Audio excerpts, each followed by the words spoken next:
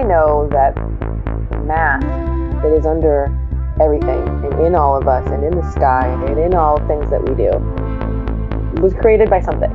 This is Synchronicity. This is Synchronicity. This is Synchronicity. This is Synchronicity. This is Synchronicity. This is Synchronicity.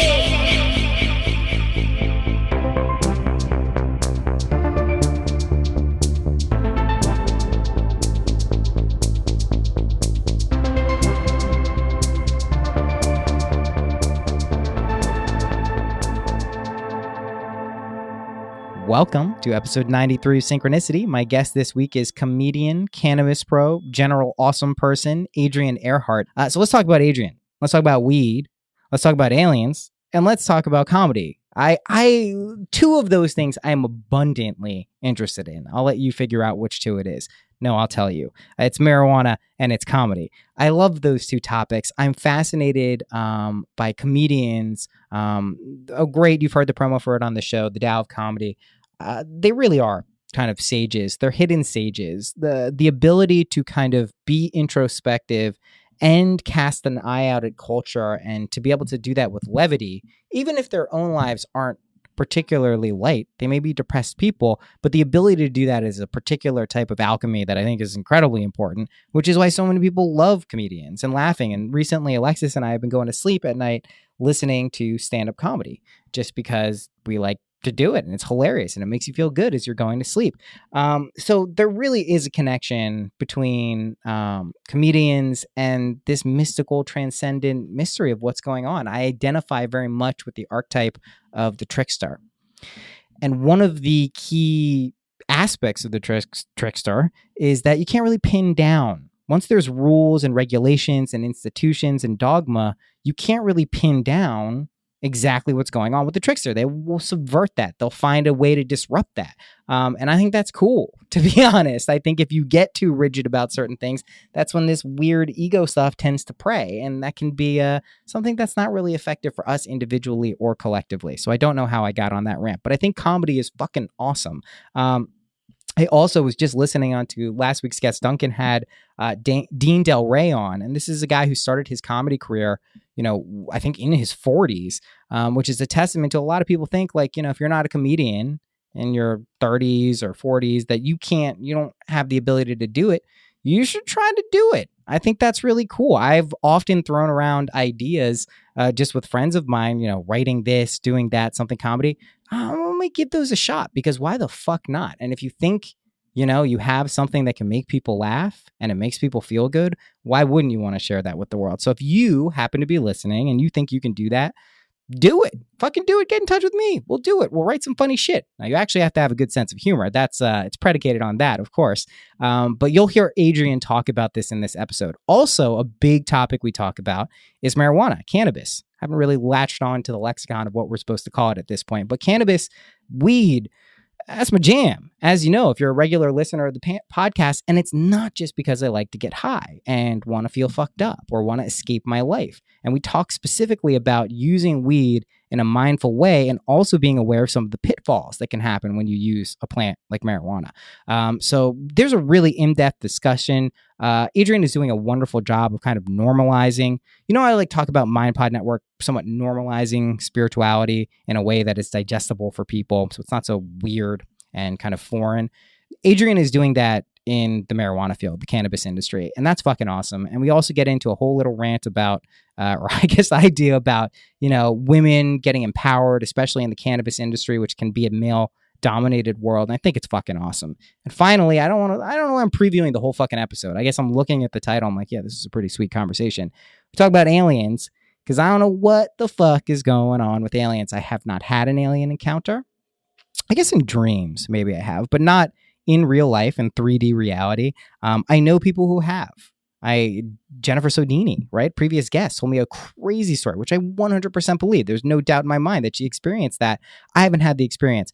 I also, as you'll hear in this episode, just wonder what it does to kind of like the cosmology of I kind of think this world is pretty illusory and dreamlike in a lot of ways. And that doesn't mean we shouldn't take it seriously and not participate mindfully and compassionately. It just means I think it's more like a dream than we tend to think it is. Horrible sentence. Sorry about that. So we talk a little about aliens. We get a little bit into the weeds there. It's pretty cool. All in all, go check out what Adrienne's doing. She is a wonderful writer, a wonderful comedian, just a really cool person. Someone I will see if we can put this out in the ether. At some point in the future, I could see smoking a joint with her and her new husband, Aristotle, who, if you want to dive a little bit deeper, I reference a podcast that is not on MindPod Network, but my buddy Joe Quinn, who I met at the Mindwave event in LA in March, runs a wonderful podcast called Choose Your Own Religion. Check out Adrienne's interview there. Also, check out Sean Dunn and Cass interviewing her on the Very Ape podcast. You'll probably want to hear more of Adrienne after you hear this episode. So we got a really fucking cool episode coming up. Rate, review, donate, Patreon, you know what it is. If you want to, I really appreciate it. Also, if you want to check out every Synchronicity Spotify playlist that I've ever put together, if you don't know what I'm talking about, I put together music playlists because I want to share the love. You can go to syncpodcast.com/every playlist. They're all on that page. Okay, yeah. Without further ado, here is Adrienne Airhart.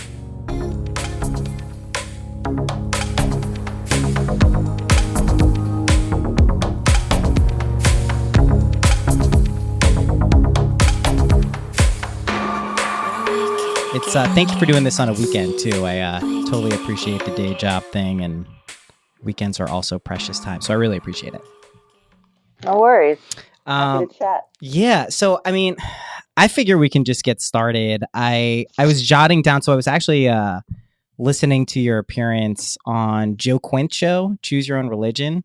I met him at an event we did out in LA. I went to LA for the first time in March, and it was fucking awesome. Like, I was like, holy shit, I can't believe this. And one of the reasons it was so awesome is the weed situation there, the cannabis situation is fucking incredible. And I live in the Stone Ages in New York, and it's like, holy shit.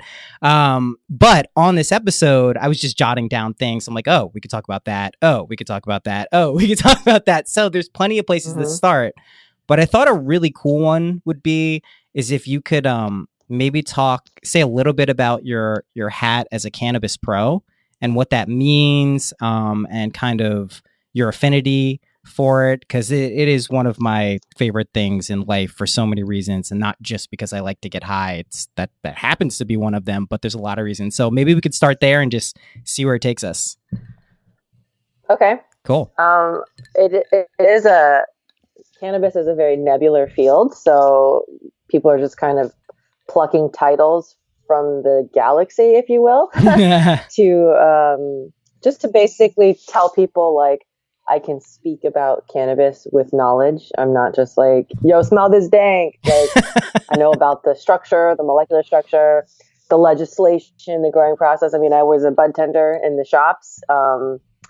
Why? I'm not sure. I think I just wanted to know what it was like, not literally ground up, but base level. Yeah. So that has led to a lot of random gigs, some of which I'm still doing, some of which I'm not. Like, I was writing for LA Weekly for a while about products and cannabis, and interviewing like cannabis companies, and that's not something I want to do. So I don't do that anymore. But I do I want to write about like my thoughts and experiences and make the decision on what I write about, kind of thing. Awesome. And Totally. I'm a princess, so I can just do that. And the other stuff I do is like I do a lot of dispensary tours and product review videos, and then just discussion with guests on camera about cannabis. And I get asked a lot of questions. Like, my DMs are constantly flooded with people in my friends list and my friends base, and just Twitter fans or whatever. Just ask me questions about what kind of vape they should buy and what kind of weed they should smoke. And hey, I have MS. What should I do? And da da da. So I constantly have to stay like educated at a top level to be able to answer these questions with authority. And I don't really fit in with a lot of the cannabis pros out there. It's a lot of like either dudes with dreads or like nerdy Jews or like girls with tats that show their tits and stuff. And I'm not really any of those. So I just, cannabis professional, it lets you know that if you hire me to come do something and talk about cannabis, it's going to be an elevated speaking pattern like I'm doing now, and it's going to be very knowledgeable. So that's basically what that means. And do I get paid for my cannabis input? I do. Well, So yeah, that makes me a professional. that Right? does make you a professional. So, I mean, how did you find yourself getting into the cannabis world? Because I know you're from Florida, that it's still not totally legal there. I think it's somewhat accepted in certain ways, but I know you also spoke about getting arrested. I can relate to that in two different instances, so I know what that's like too, which it sticks in your head forever that that's even a thing that can do. And I was actually detained and, all expunged. This is nowhere on my record, of course. This is all just a story. But Same. truthfully, like, how did you kind of, is it all based from personal experience that led you down the track being like, oh, this is what's going on here? Because I heard you very poignantly, like, truthfully, when I hear of Cannabis Pro, I think of someone who turned, like me, their affinity for weed, smoking, ingesting, learning, all of these things, into a profession. But it's based on my personal experience. I'm also a daily user. Like, I use it for very specific reasons every day, very different types. I heard you say you're not, and you're very aware of some of the anxiety inducing effects, which I think is amazing. This puts you really in the wheelhouse as a professional, because a lot of my friends who don't smoke, and relatives, that's their biggest thing. The anxiety will come up, and I have my own theories about what that is.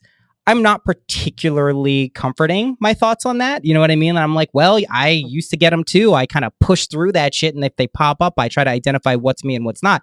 That's not what people really want to hear if they're going through it. So I think this puts you in a tremendously useful position rather, for this. So how did you get into the cannabis professional world? This is based on personal stuff, I assume, right? Oh yeah. I mean, the arrests in Florida definitely launched that. I've been a user since I'm 17. With a brief hiatus during a relationship where I was not allowed to. So that definitely instigated it as well. It was like trying to think about why I wasn't allowed, and it was because of the negative stigma attached to it. Mm-hmm. And all my friends know me as, just because I do cannabis, people have been asking me about drugs for years. Like, oh, what's coke like? I've never done cocaine. Oh, I will never do cocaine. It's a shit my drug. Nurse was very expensive. Yeah, it's a shit drug. It's a shit drug. I mean, my friends do it. People are like, well, it's not a big deal. How often are you offered it? I'm like, I live in Los Angeles and I go to raves. I'm offered cocaine all the time. All the time. And I'm just politely like, no thanks. And people are always happy not to share because, everyone always wants more coke. Yeah. But it was the negative stigma attached to it that allowed my family and this lover of mine to get on board with their mistreatment of me because I used it. And granted, I'll give them this, I was misusing it in so much as, waking up in the morning and smoking and shirking responsibilities. I mean, the first time I missed a ballet class in high school because I got high and fell asleep, that was like a very, very telling experience for me. As I was like, okay, maybe I'm not good at this. Maybe I can't handle this, but I know I needed something. It's always, you find yourself imbibing something on a daily basis, typically, there's an underlying cause, there's an underlying problem. So that was something else I wanted to tackle, like, simultaneously. To me, using cannabis, it's a dichotomy of your health and your mental health as well. So that was really important for me during my, going through therapy and trying to get better. I was using it as an aid. And then the more educated I got on terpenes and what these specific strands were doing to me, the more I realized that I can be a consistent user without letting it, derail my life or make me tired. Like, I was dabbing and going to the gym. Like, that's not no. easy. Yeah, no. No, I do know. I mean, this is... And, people that I meet were like, what? We're on FYI. I think we're on a slight delay. So if you hear me kind of cut you off when you're talking, recognize that I'm responding to something earlier and you can just continue. Okay. Well, what I was going to say, though, is it's amazing that you were able to educate yourself about the practical, mental, and physical benefits of cannabis. it's a shit show for people in places where we don't even have access to this stuff legally, medically, or recreationally, legally.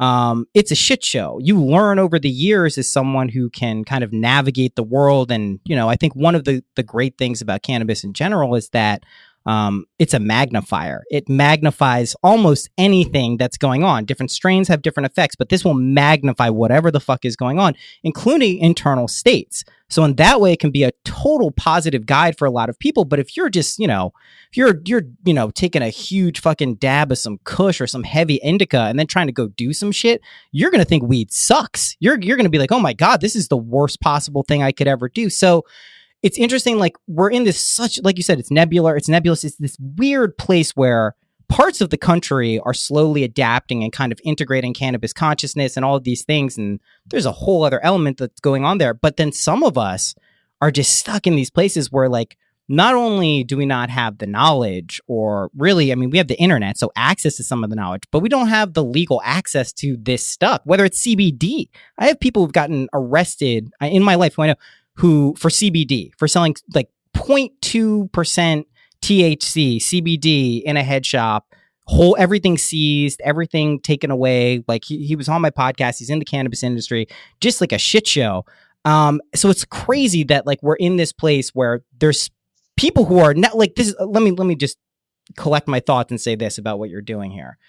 The fact that you can eloquently talk about this cannabis in a variety of different ways without being like, hey, I just like to get high and I just want to be fucked up and I want to shirk responsibilities and I like eating Cheetos. The more of that we have to kind of the collective discussion about this, I think the closer and the sooner we get to this place where like, oh, this really is a tool. We do have an endocannabinoid system. There is a function for this stuff.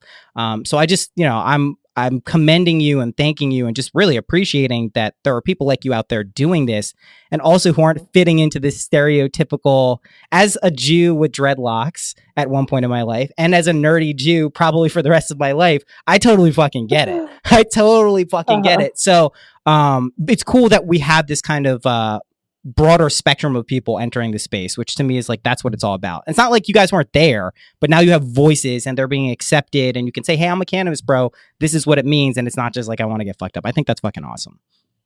Well, thank you. There's a lot of us out there doing this like yourself.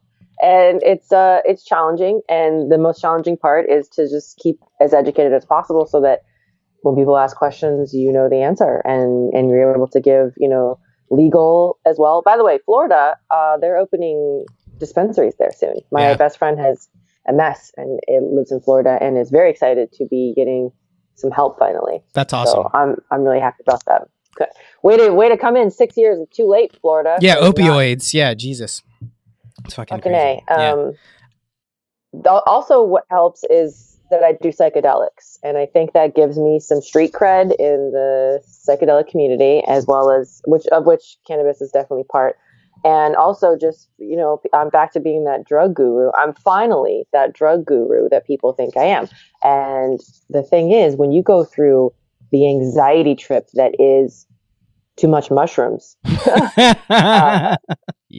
then the cannabis doesn't seem as intense, and I'm able to handle it. It's not like when I smoke weed and get an anxiety attack, I'm like, oh fuck this, I can't get through my life. I'm just kind of like, oh god damn it, it's gonna be a day. It's gonna be one of those days. Stop thinking about your mom dying, and you got to push yourself through it. Yes. But I think of psychedelics as like individual, specific things that I plan for and prepare myself mentally for. And I don't usually think of cannabis in that way, and I don't want it to be that way. So if it's that way, that means there's some underlying problems I got to sort out first. I need to go take a mushroom hike. Maybe I need to do ayahuasca. Maybe it's deeper than that. Do that again, So when people have anxiety with cannabis, first things first, always, what did you smell? Did you smell citrus in there? Then that's going to give you anxiety. Maybe switch to a hybrid or an indica. Check for the pinene or the myrcene smell, or fix your shit that's inside of you. That's it. Right. I'll always suggest it. Like, go hard. You want to do some shrooms and go on a hike with me? Like, maybe don't talk so much about your shit out loud, internalize it like we all do when we're on psychedelics. But that's a lot of my advice is, oh, you want to do this drug? Try this harder one first. and then you can do this one. Well, I'm super thrilled you brought up psychedelics. It's on my list, obviously, of things to discuss, and I like that you classify cannabis.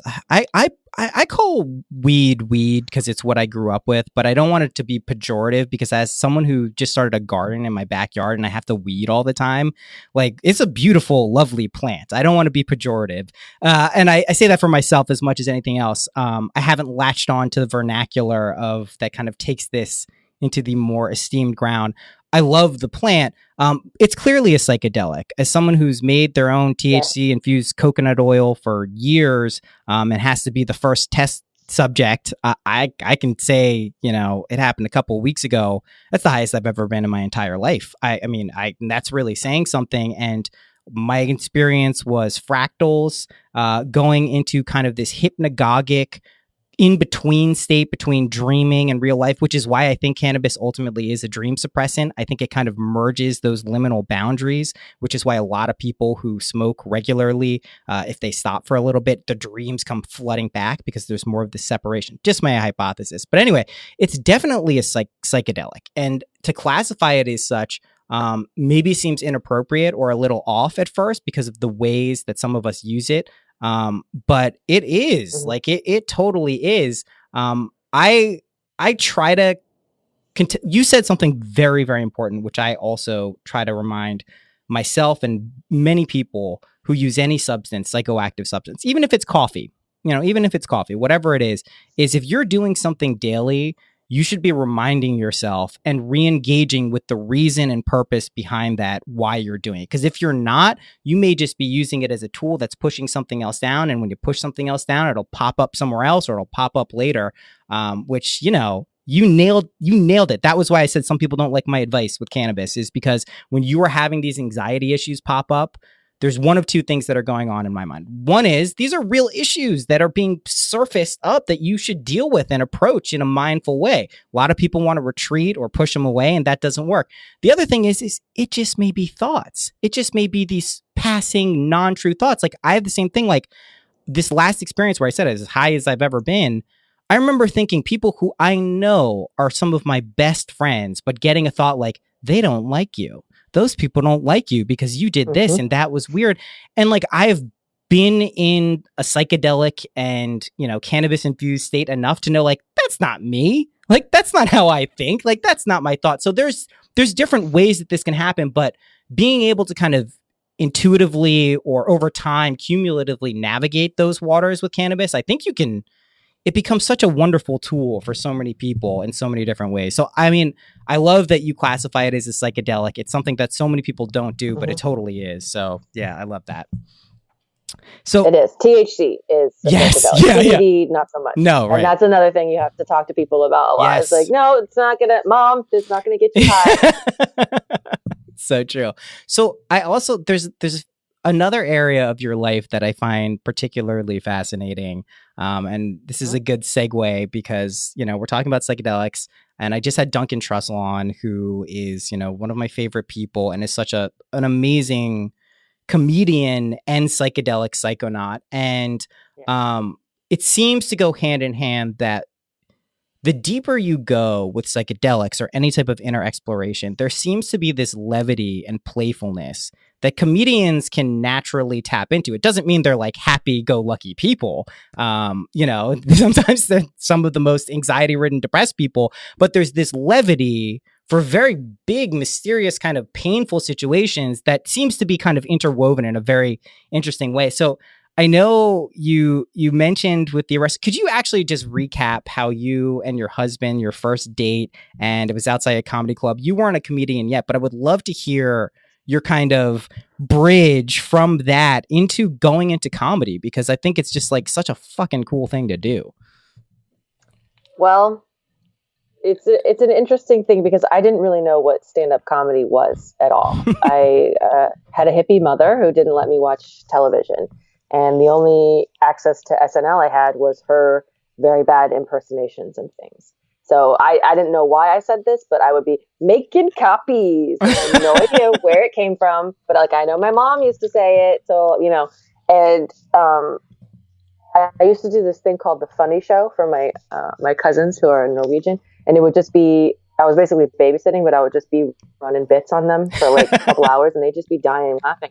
So I've been the family comedian for a long time, and if people have said that word to me before, comedian, it never registered. I never understood what the fuck they were talking about, because I'm also, like, side note, like a huge bitch. So it's like, you get one or the other. I'm better now that I've had like therapy and drugs and stuff. But for the most part, you're either gonna get a hilarious Adrienne, or you're gonna get like fucking walk away. She's gonna make you cry. I can relate. Yeah, right. The dichotomy inside all of us. Right. When I met Aristotle, my husband, I was going through a divorce and en route to grad school. I was like 3 weeks away from leaving Florida for Seattle for grad school. At the University of Washington in Seattle for computational linguistics, and getting my master's in that because I'm a linguist and a computer scientist. Cool. And I was just looking. Can I be vulgar? Is that fine? Be as vulgar as you would love to be. All right. I was just like looking for some dick wet. So I was at this comedy club because in Boca Raton, Florida, which is where we Jews all reside, and a buddy of mine had fallen off the wagon and had asked for a ride home because he had been drinking. Little did I know that he really was trying to get me to a comedy club so that I would go up on stage and do comedy, and also hang out with him, be with him or whatever. And so I showed up to get him, and I'm watching these dudes, frankly, no women, go up and talk into a microphone on stage. For sometimes people would laugh and sometimes not. And I was just like, I don't fucking understand what this bullshit is. And then Aristotle went up, and he did he's an act out comic. He's very like energetic and charismatic. And he did some stupid bit about giraffes. And I remember thinking, I would like to fuck that kid. and I hit on him because I was like, anyone who has the chutzpah to get up there and just be like that dumbass in front of a bunch of people, I was like, I could fuck with that kid, So I think actually one of the first things I said, besides like, you're funny, is Aristotle your real name? I said, do you smoke weed? And he was like, I do. And I was like, do you have any? And he's like, no, I just moved down here to Boca. I don't have any. And I was like, you poor thing. I just picked up. Come to my car, let's smoke weed. So we smoked weed together within 10 minutes of meeting each other. That's awesome. And he got my number and then asked me on a date to that very same comedy club 2 nights later.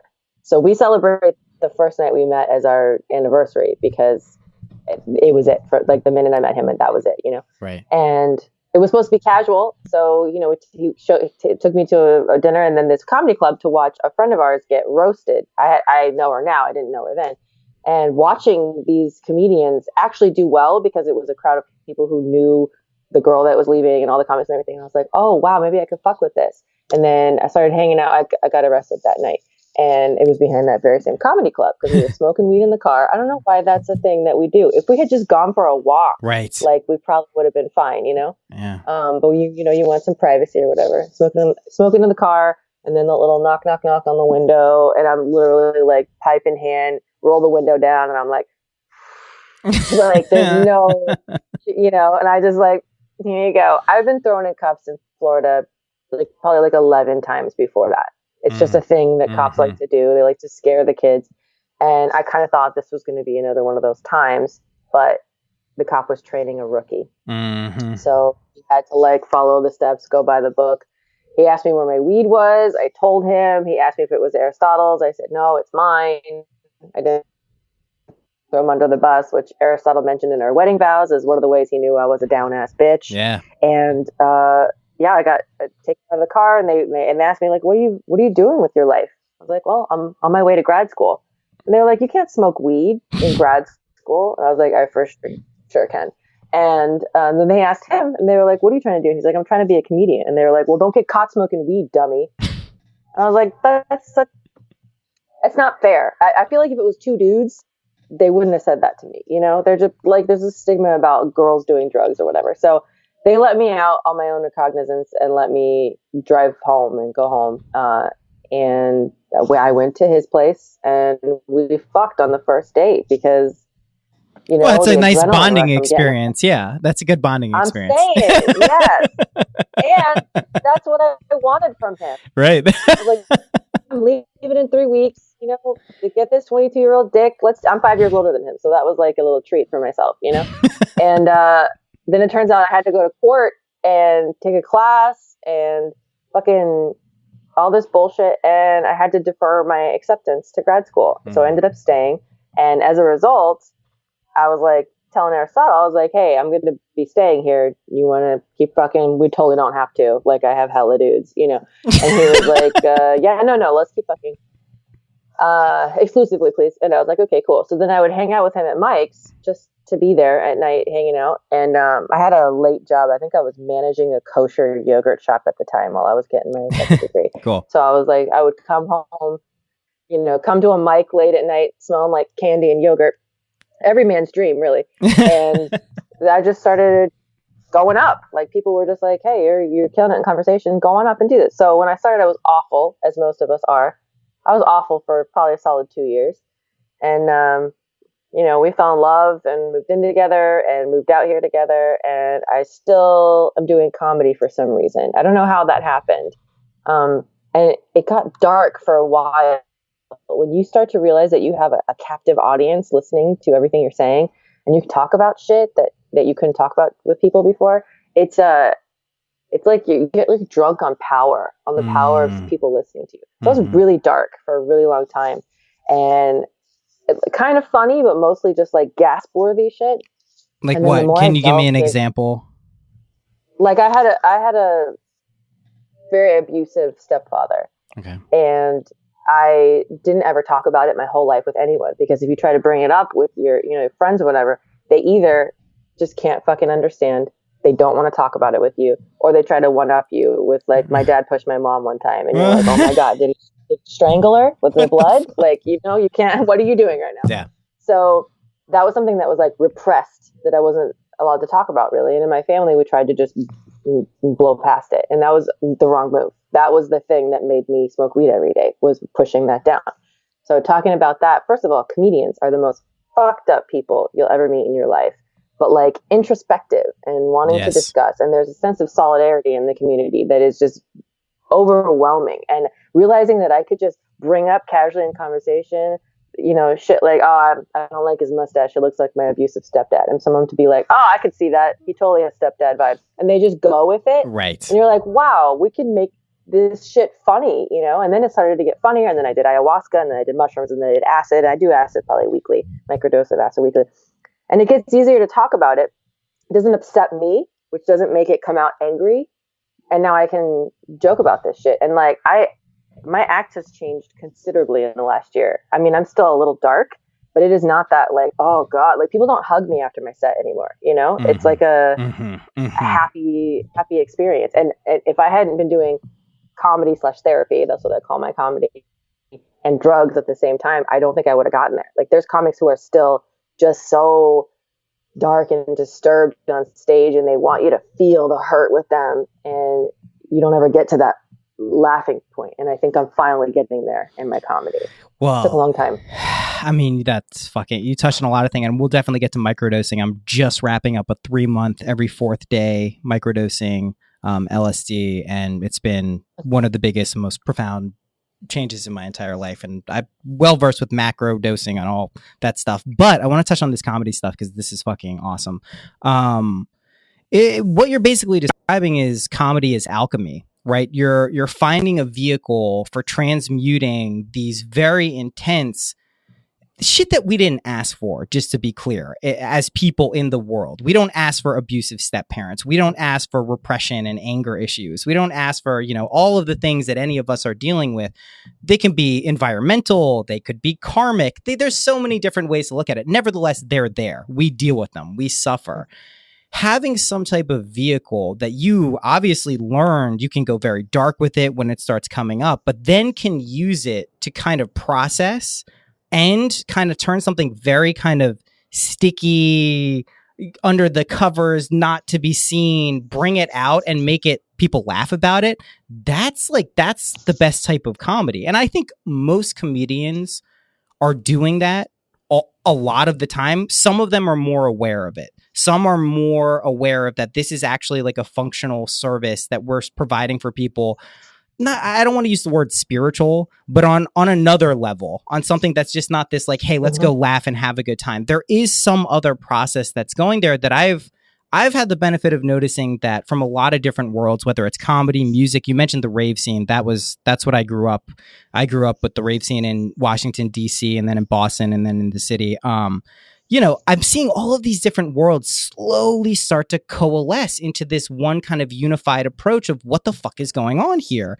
And that to me, a big part of it is this whole comedy renaissance that we're in. And it's almost cliche to say it at this point because we're just aware that it's happening, but people forget. I mean, we're the exact same age. So we grew up in a period where, like SNL had like Chris Farley and all these people you weren't allowed to watch.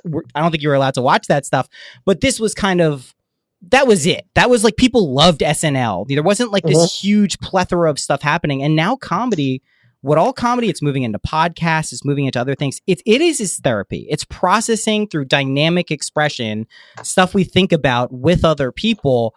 I think it's also fascinating, the thing you mentioned, how your ego can quickly jump in and be like, oh shit, I got people paying attention to me now. Now let's flex this muscle a little bit and see what we can do and see where we can take people and see what this is about. And that can obviously get into its own problem. And I think that feeds that cycle that you're talking about, where a lot of those comedians who got into comedy because of some fucked up shit, that can be like this huge cyclical thing that they keep enacting over and over again. But on the same token, like what you're describing, I'm seeing that more and more. Like more and more people using comedy as their vehicle, aided and abetted by whatever else they do, psychedelics, meditation, therapy. Truthfully, like that, it's a wonderful vehicle for it. So that's super fucking cool, because like and what you're describing too, like being able to hang, like I don't care if they're comedians, musicians, artists, regular people, gas station attendants. If you can fucking hang, we can hang. Like then we're good. Like that's really what it's about. So that's fucking awesome. Super cool. Okay. So listen here. I want to pivot to one thing, because you mentioned this on Joe's podcast and it caught my attention, because I don't know where I stand on the issue so much. Let's talk about aliens. Let's talk about aliens. I'm not going to let it go by. Let's talk about aliens. So I will be full disclosure, so you're not out on like a weirdo limb here. I believe in a lot of woo stuff. I probably have a ton in common with your hippie mom, because like I just naturally gravitate to that stuff. I also love logic and practical, things, and I like being groundedness, and I appreciate it at this point in my life. I believe in 5th dimensional beings made of light and sound called Hathors, or I think they're actually 12th dimensional beings. So I believe in all types of weird shit. So know that you are in a safe space when you speak about anything related to metaphysical or extraterrestrial stuff. But I'd love to hear your thoughts on aliens, mainly because I haven't had any direct experience with out here in 3D world aliens. I've had some dreams, some very interesting experiences, but nothing I can be like, oh shit. Like I know some of my friends and some people I really know are. So I'd love to kind of hear your theories and ideas about what is going on with aliens. Okay. Well, I've always been a believer that the Earth has been visited by extraterrestrial forces for so long. It's the same reason that I believe that there's some kind of mermaid-like creature that exists, because it pops up in lore in parts of the world where they didn't even know each other existed. And there are drawings on caves of men in spaceships in this part of the world and that part of the world. I mean, granted, you could argue that we were Pangea and everything was closer and whatever, but like carbon dating has shown that these places were separated by seas before the invention of big boats. Like I really, really strongly believe that other beings are the God of which we speak, that came in and did stuff. I don't know if they necessarily caused the extinction of dinosaurs and the creation of humans or whatever, but like I know that the math that is under everything and in all of us and in the sky and in all things that we do was created by something and comes from something, and there's a reason that binary it runs the world, So I think that, and there's too many weird sightings, weird ships, and weird happenings, and weird craters, and government testing. And yes, my grandfather worked for NASA and swore up and down that anything that NASA knew that was important to the civilization would have been public knowledge by now. Right. I'm under the impression that would cause chaos on Earth. Right. we would kill each other. If we thought we were being attacked by an alien species, movies have depicted it. Anarchy, complete anarchy. So I think that we know they're watching us. I think they're more than anything, they're watching us. Do I think people are getting plucked? Possibly. I mean, you read these reports and it sounds a lot like maybe daddy was coming in and poking them in their bedroom and they made up a story to try to, cover it. But like, when there's like hella witnesses involved and shit, like I think there's some stuff that's happened for sure. And if I were a species that created, stuff on this planet, I'd want to check in, get some blood tissue, maybe fuck them a little, see what that's like. Interspecies breeding, I believe there are half humanoid, beings out there in the world. So it sounds crazy, but like all of this is just speculation. Like I'm open to everything, just not Jesus. I need to be very clear about that. That's not a thing that I can tolerate in my circle. I have my best friend's Christian, but we just don't talk about that. Oh, because I'm just like, I think you're a smart person, but let's just compartmentalize that. Let's talk about Jesus. Holy shit, I'm Jewish. Just I grew up. We'll pivot right from aliens to Jesus, which probably isn't that far of a leap. Let's talk about the alien thing. I mean, I put myself as probably an agnostic with leaning towards extraterrestrial visitation and all of this. I guess my overall viewpoint of this reality that we live in is that it's far more dreamlike and less substantial than we experience it as. So when we experience extraterrestrial abductions or any just like some crazy shit, even if it's on a psychedelic state, I think we're actually interfacing with other layers of reality. So like I've never done DMT. I know enough people haven't heard enough experiences of what it's like. I think that's a real place. I think that you are traveling through layers of consciousness and existence, and we don't really have the correct hardware maybe to process it in the way as human beings, but maybe in another way we do. So in that way, I always kind of wonder whether extraterrestrials are kind of these little like synchronistic schisms between dimensions, so to speak, where we're actually like piercing through the veil. I don't know what that means for practical reality, which is why I kind of put it just in like my box where I'm like, I don't know what to do with that. Probably a lot of the way that people feel about God. Let's pivot to Jesus, because I fucking love Jesus. Like, Jesus is my dude. This is my, and this is insane, just to be clear. Like, I grew up with no Jesus, Reformed Jewish. So like, we're barely religious in any conventional sense. I was bar mitzvahed, but like, who knows what was really going on there. The Abrahamic religions in general, I think, have done tremendous damage to culture and humanity on the whole. That said, I think they originally stem from some very mystical and transcendent places.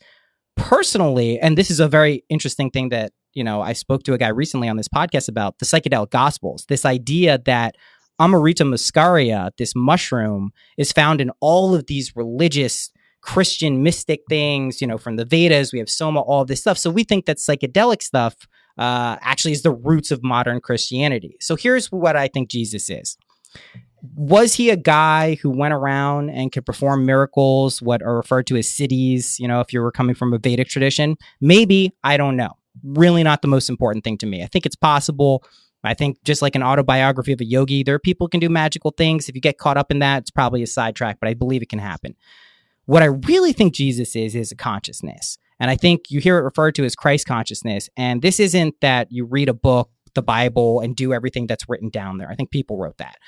But it is this idea of compassion, unconditional love in the truest sense of the word, not like a relational, like I love you because of this, but just like I am loving these things that are around me, everything that's around me. Loving awareness, one might call it. I think his root message just in the gospels of all this stuff makes a shitload of sense for how to live as a human. I think, unfortunately, it's weaved its way into culture in such a way that it's almost inaccessible for most people who are smart, right? Who logically can look at this and be like, yeah, wait, you're saying there's no fucking dinosaurs or what's going on? Like, that doesn't add up. But I think the vibe of Jesus is a real thing. I say this specifically, not because I've intellectualized and conceptualized this, direct experience. I used to take routinely in college 10 to 14 grams of dried mushrooms, and you will get fucking launched into some places.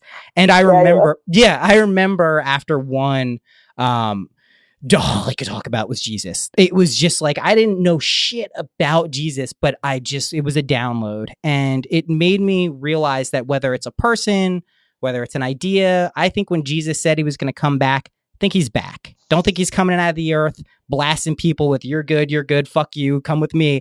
I think it's consciousness. And I think you can tap into that, whether you call it Jesus or not at any point.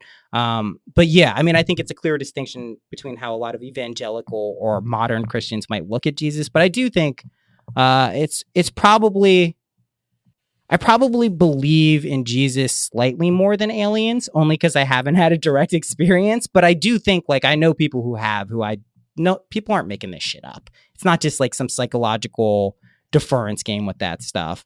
What's your deal with Jesus? How's he fucked up the world? Well, more people have died in the name of religion than anything else. Totally. Specifically Christianity. Totally. I think that it's about taking responsibility for you. That's another reason why a lot of people are scared to do psychedelics, when they learn that, like, you have to dive into yourself and see the things that you've done wrong and take responsibility for that. And you can't push it off and say, oh, Jesus forgives me. Like, that's, your brain doesn't forgive you. You gotta go through that, you know? And it fucking sucks, and it's humbling as fuck. And Jesus is escapist, I think. It's a way to stay ignorant. Ignorance is bliss. I 100% believe that. And it's a way to be like, God works in mysterious ways. I don't know why this happened, but it was his doing, or his whatever. And it's a way to oppress women and a whole mess of people and gays. And it's part of this horrible, horrible conservative movement that defies progress and modern day science and love and compassion. And some of the worst people I know are people who claim to be Christian. Right. And it's because they don't have the fear of retribution, because they've found Jesus in their heart, and Jesus forgives all sins or whatever. So yeah, I think it's a cop-out. I think Jesus is a cop-out. Well, what you just described is the classic spiritual bypass, right? It's the thing you find to absolve you. I mean, I always, as a kid, thought Yom Kippur was like the funniest thing ever. I'm like, whoa, you're saying there's a day where I'm forgiven for all the bad shit I did the year before? Like, this is my day. Like, all I have to do is not eat for a little bit. And like, I still ate most of the time. So like, who fucking knows?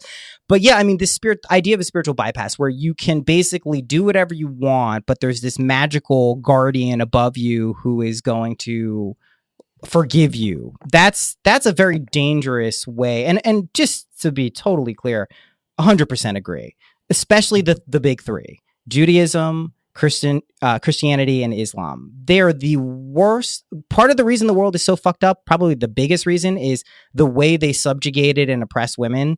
Because everything that was going on before those things in those parts of the world, they were the Egyptian ISIS cults. There was there was all of these women having a very maternal, a great book that was published posthumously that I recommend everyone check out, is by Joseph Campbell, called Goddesses. Insane how women actually seeded the world, both literally and figuratively, with ideas and agriculture, all of this stuff. It's amazing. So I guess the issue is when it comes to Jesus stuff, and I meet a lot of people, typically the people I meet who are very anti-Jesus are people who grew up like fundamentalist Christian. They're like, yo, they brainwash you. They make you think crazy shit for no reason. And that's a clear misappropriation of the spirit of what Christianity is supposed to be. I mean, there's some messages in there that are amazing. And if you follow those to the letter of what is being said, they're okay. They're also horrible shit that's picked on and used. So I guess, like, how do we not throw the baby out with the bathwater? Because to me, when I hear Jesus, what comes off in my head is compassion, love, selfless service, helping other people, teaching people how to fish, these types of things. But I clearly know that when a lot of people hear the word Jesus, they hear people saying, fuck gays, fuck, black people, fuck God knows how many things there are in that, spectrum. To me, that's not Christianity. That's like this mind state that hurt people use to kind of self-propagate that thing. It's like a virus, kind of, you know what I mean? And I think it can latch on to religion. And it has. And that's why I think what we're doing right now, like this is what I consider my religion at this point. I believe in Buddhism. I believe in Hinduism. I believe in aspects of Christianity, all of these things. I like taking pieces of shamanism, all of that, but talking to people, getting together, talking about shit that means things to us and stuff we've discovered in our own lives and the communities we found, that's really what it is. That's the religion to me. So I guess there's a way to kind of encompass and allow those other things to be there, take what's useful, but maybe recognize we're moving into a paradigm where these symbols don't hold the same weight that they once did. Yeah, I mean, it's a tricky area for sure. It is. I'm grateful to my mother for raising me free. Yeah. I was able to decide what I wanted to be and do and study. And, you know, she let me, we lived in Portland for a minute when I was like 10, 11, and she let me let Jehovah's Witnesses into the house one time because they came every Saturday. Yes. Every Saturday. Yeah. And finally I said, all right, come on in, let's talk. And I remember I had been transitioning textbooks because they let us know that the textbooks we had, if you look at the copyright date, they were outdated and they got new textbooks. And I remember looking at the copyright date, and then they gave me the Bible and I was checking for the copyright date, and they were like, it's ancient. It's before time. Yeah. And then I was like, how is it relevant then? Like we need to be updated with this stuff. So that was my first question that they could not answer because I was literally using science. Yeah. Like a science textbook. Yes. To negate their argument. And then I asked them about Moses parting the Red Sea and the ocean falling on the horses. And I was like, what merciful God would kill those horses? That's another thing I think is like, if you're compassionate and loving, how are you not vegan? How are you not like so against this slaughter of innocent animals that we've created for our world? And I don't know. I think we're popping up with the community thing. What church used to do for us, other things are doing for us. CrossFit, yoga, dance classes, recreational sports, that kind of thing. Hiking groups, camping, raves. To me, raving is like gospel. Only you don't have to believe any one thing, and literally everyone is okay. Like I've seen people in wheelchairs on ecstasy. Me too, I've seen people with crutches. Like every walk of earth, everyone's okay as long as there's water and first aid. Yeah, water. It's gonna be a kitchen party. You know, people don't really drink. I think drinking is poisonous and it's ruining society and it's tearing families apart. Literally, mine even. Like I hate it so much, and you don't really find a lot of alcohol in the rave scene. So for me, that's become my church, my gospel. Do you like the music in the rave scene?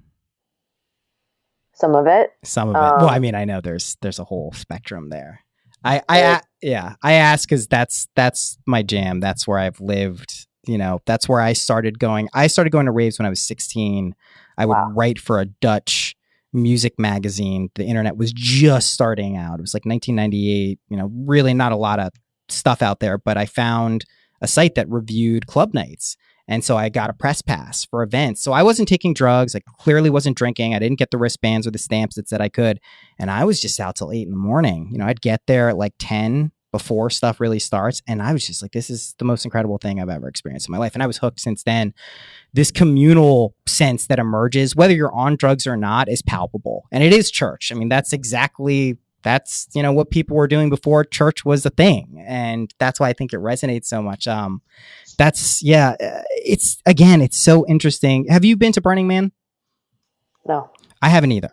But I'm seeing a very interesting thing where the music I love so much, the very specific type of house music, is really been a prominent thing. All these Robot Heart mixes that come out of Burning Man every year. And it's like music I really love. And it's just getting more and more mystical, more and more transcendental, more and more kind of ayahuasca-y and all of these things. And it's just like, this is fucking awesome. And to me, I look at it as validation that these things we can conceptually know that things are interconnected and that we're interconnected, but to see it over time kind of work that way is, I think, a very beautiful thing. I'm so happy you brought up the raves and just that whole vibe of things that are going on, because it's like it's a whole. I'm a fan. Yeah, I go a lot, and there's often like comedy shows folled by raves. Yeah. I heard you saying that's the best place to run my drug bits, because typically in a crowd, if you just drop in like, and you want to do acid, and there's like a lot of buttholes that clench up, so it's like a great open-minded crowd.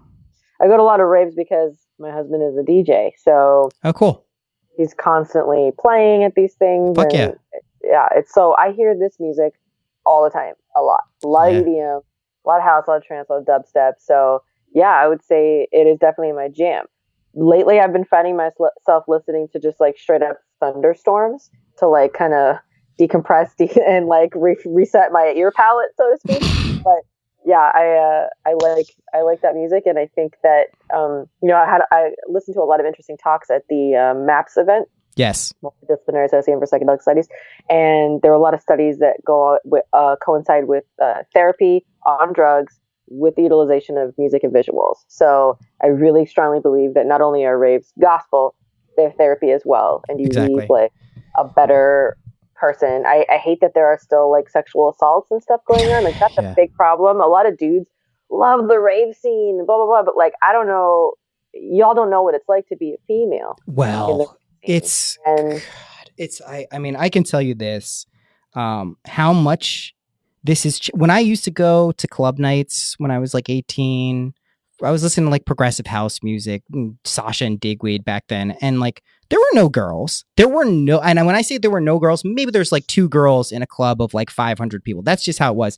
This has changed to the point now where EDM is a cultural thing. Clubs are totally diverse. I know what happens at these places. It's a fucking shame because especially when you're on Molly or you're on MDMA, you're on something that's opening and really like can be such a beautiful experience and not sexual. Can be sexual too, but to take advantage of that and kind of misappropriate that energy in a scene like that, it's one of the worst things you could do. I'm sure there are severe karmic ramifications for pulling shit like that. But yeah, I mean, it's, we could talk for a really long time. Like one of my favorite topics right now is kind of what I am calling in the most woo-woo of ways, kind of this reharmonization of the divine feminine, which I know couldn't sound more woo, but what that really means is from a practical standpoint is women being welcomed as equals as people. And what that really means for me as a not woman, and a white guy is I'm really fucking privileged. I'm like at the top 1%. Even if I'm middle class in this country, I'm like the elite of the elite. For me not to talk about how women are subjugated and treated unfairly, for me not to talk about the injustices that happen around drug laws and those things, like what the fuck am I doing then? I'm just going to sit here and enjoy the fruits of what the hard labor that everyone else has put in. So I think we're seeing, because of things like ayahuasca, because of the rise of psychedelics, because of this rise of mindfulness, this awareness that we're shining on stuff, even if it's uncomfortable, we are seeing this rebalancing. And I think, when I say balance, I don't necessarily mean that they're equal. I think we're truthfully in a period of time where we need the feminine presence to be like more than the men. Like I really do. I don't think it needs to be equal right now. I think that note in the chord of the guys playing has been a little too loud, and we really need some of these qualities that women intuitively can tap into to get shit done. So I think this is the common thread between everything we've been speaking about. So yeah. All right. So I end with 3 questions, and then I have a little one. Thank you, by the way, for doing this. This has been super fun. You're making my Saturday. Okay. Yeah, it's super fun. So first question, what's your favorite color? Red. What's your favorite number? 8. What's your favorite animal? Dog. Okay. First of all, I just want to say fastest answers of all time. Love it. Everyone, I can't tell you how many people are like, well, I don't really have a favorite. And it's like, no, love that you know what yours are. Great choices. Last question. What's a practical tip that you could offer to people who are listening that's helped you in your life, any area of life? Constantly repeating the mantra to myself, it's not about you. Yeah, I think I need to like have that like blasting in headphones all day long, because I will tell you 100% of my problems in life are because I think it's about me. 100%. I can say that confidently. So it's hard to implement. It's an easy thing to hear and to say, but implementing it, because like when you're going through it, you're on drugs or whatever, and you're like, oh my God, they're talking. No, they're fucking thinking about their own dicks. So totally true.